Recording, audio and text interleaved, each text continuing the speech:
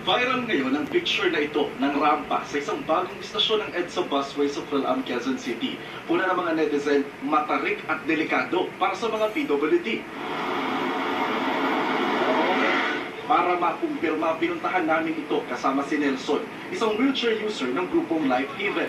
Ano sir, tingin mo, kaya mismo ito, pero itatry natin. Mula sa bangketa, nag-elevator si Nelson paakyat sa footbridge. Unang rampa pa lang paglabas ng elevator, Ang hirap. Hindi makakaya. Hindi makakaya talaga.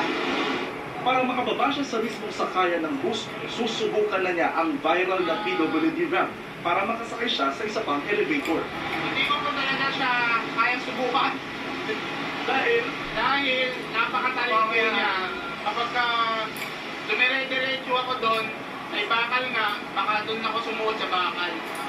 Pero sa tulong ng kanyang kasama, sinubukan pa rin ni Nelson na bumaba, pero paatras. Kaya? Kaya naman.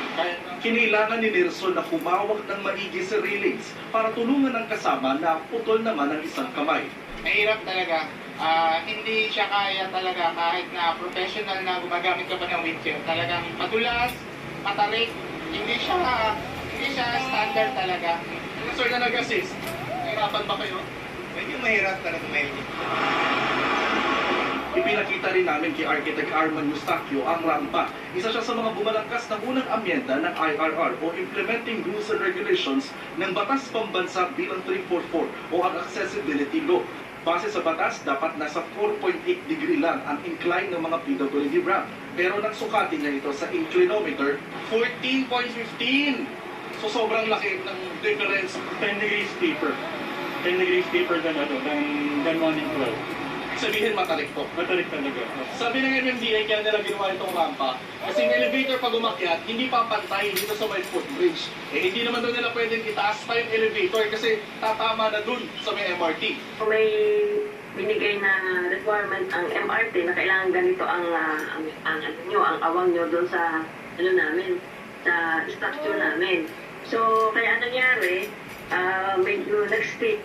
Ang solusyon nila, lagyan ng hawakan ang railings ng rampa para may kakapitan. Kasi pag hindi nila dyan, paano niya yung mga PWDs? Hindi lang naman PWDs ang pinagbigyan namin doon. Of course, yung mga matatanda na mahirap nang maglakad, di ba?